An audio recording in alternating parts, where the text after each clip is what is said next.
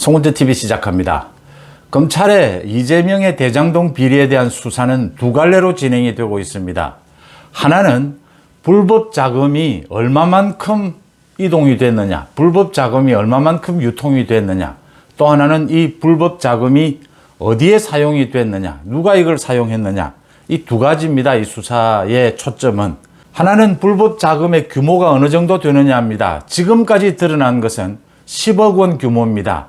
그러니까 지난해에 8억 4,700만 원, 그리고 2014년에 1억 5천만 원 해서 10억 원 정도의 불법 자금이 이재명 측근으로 흘러들어갔다라는 것이었는데, 이제 검찰 수사가 진행이 되면서 하나 둘씩 새로운 사실들이 드러나고 있습니다. 지금까지 드러난 불법 자금의 규모는 70억 원을 넘어섰습니다. 70억 원을 넘어섰습니다. 그러니까 지난해에 불법 자금이 8억 4,700만 원만 있었던 게 아니고 20억 원이 더 있었다. 그래서 28억을 넘었다.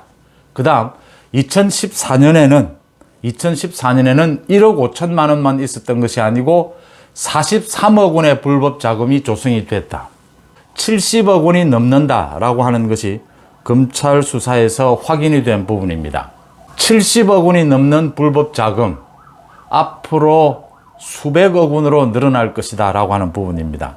또 하나는 여기에 지금까지는 나무, 유동규, 김용만 거론이 됐는데, 주로 이제는 대장동 개발의 몸통인 김만배, 또 이재명의 최측근인 정진상까지 구체적으로 거론이 되기 시작했습니다. 이런 불법 자금의 규모도 중요하지만 또 하나는 이 불법 자금이 어디에 사용됐느냐라고 하는 겁니다. 이 사용처에 대해서 이게 지금 이제 대선 자금 또는 정치 자금과 관계가 되느냐라는 것인데, 이 불법 자금이 모인 것이 2014년, 2021년이었습니다. 그때는 모두 선거가 있을 때였습니다. 2014년에는 이재명이 성남시장 선거에 재도전할 때였고, 2021년 지난해는 대선에 도전할 때였습니다. 모두 선거를 앞두고 불법 자금이 대규모로 조성이 됐다, 유통이 됐다라고 하는 부분입니다. 그러면 이재명이 도지사에 도전할 때가 2018년입니다.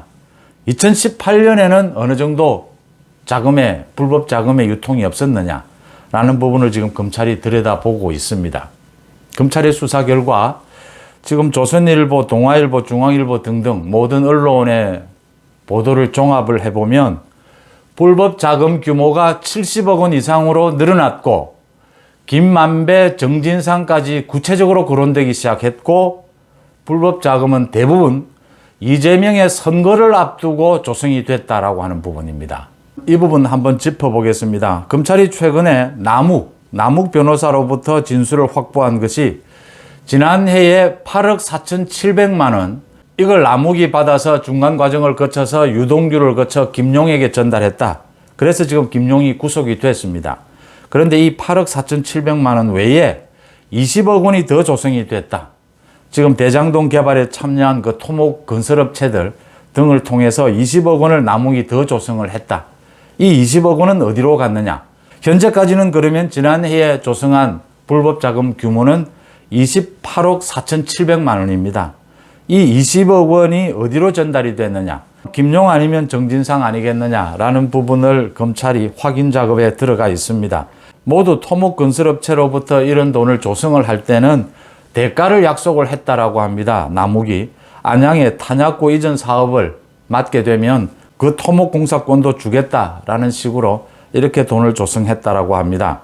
검찰의 수사 결과 이게 이 20억 원이 8억 4,700만 원, 지금 김용이 받은 것으로 드러난 이것과는 자금의 조성, 그 자금을 전달했던 사람들 모두 다르다라고 하는 겁니다. 그래서 김용이 받은 8억 4,700만 원과 전혀 다르게 이 20억 원이 조성이 됐고, 이 20억 원이 어디로 흘러 들어갔느냐라는 부분을 검찰이 수사를 하고 있습니다.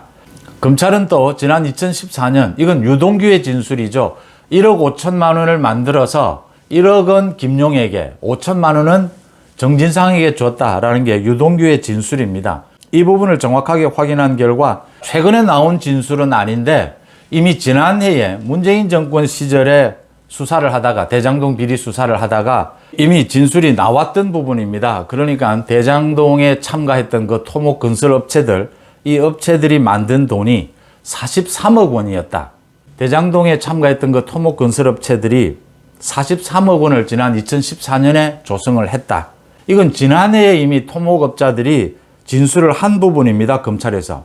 그런데 문재인 정권 당시에 대장동 비리를 수사했던 서울중앙지검 지난해에 이런 부분들을 뭉갰다라고 하는 겁니다. 이 뭉갠 부분을 정권이 바뀌고 난 다음에 지금 다시 들여다보고 있다라고 하는 점입니다. 2014년에 조성된 불법 자금은 43억 원이었다. 이 43억 원은 도대체 어디로 갔느냐? 이 가운데 3억 6천만 원이 김만배를 통해서 유동규로 전달이 됐고, 유동규가 김용에게 1억, 정진상에게 5천만 원을 줬다면 나머지는 다 어디로 갔느냐라고 하는 부분입니다. 검찰의 수사가 하나둘씩 터져 나오면서 이제 매일같이 이 불법 자금의 규모, 불법 자금의 유통 경로 하나둘씩 드러나고 있습니다. 또 하나 소식이 있습니다. 최근에 검찰이 유동규에 대해서 조사하는 과정에서 유동규가 또 하나의 사실을 폭로를 했습니다. 또 다른 사실을 폭로를 했습니다. 지금 유동규와 관계되는 이 폭로가 지난 2014년에 43억 원, 지난해에 28억 원, 이것뿐만이 아니고 지난 2020년에도 유동규가 정진상에게 수천만 원, 또 명절 때마다 고가의 선물을 보냈다, 정진상에게 라고 하는 것을 최근 검찰에 진술을 했습니다. 지금 대장동과 관련된 불법 자금 규모가 10억 원 정도에서 이제 70억 원을 훌쩍 넘는 규모로 확대가 됐습니다. 검찰이 대장동 일당의 자산 800억 원에 대해서 동결 조치를 내렸습니다. 아마 이 대장동의 불법 자금 규모는 적어도 수백억 원에 달할 것이다 라고 일단 추정이 됩니다. 이 수백억 원에 달할 것으로 추정이 되는 이 불법 자금이 어디에 쓰였을까? 자금이 주로 유통되는 시점입니다. 불법 자금이 2014년, 2021년이었습니다. 이재명이 성남시장에 나갈 때, 또 이재명이 대선에 나올 때였습니다. 그럼 이재명이 경기도지사에 나올 2018년에는 자금의 흐름이 없었느냐? 이 부분을 또 검찰이 들여다보고 있습니다. 이 부분이 확인이 되면 수백억 원의 불법 자금이 조성이 돼서 대장동과 관련해서 이재명의 선거 때를 전후로 해서 주로 사용이 됐다. 정치 자금으로 사용이 됐다라는 부분들이 앞으로 계속해서 확인될 것으로 보입니다.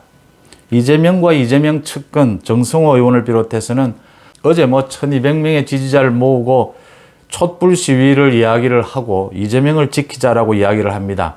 그러면서 검찰이 만약 이재명을 체포한다면 민주당에서 반대하겠다. 불체포 특권을 활용하겠다. 국회를 통해서 불체포 특권으로 맞서겠다. 이런 이야기까지 하고 있습니다.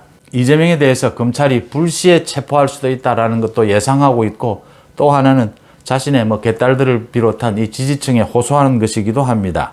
이재명과 이재명 측근의 대장동 비리에 대해서는 검찰의 칼날이 갈수록 예리해지고 갈수록 규모는 눈덩이처럼 커져가고 있다고 하는 것입니다. 송원재 TV 마칩니다. 고맙습니다.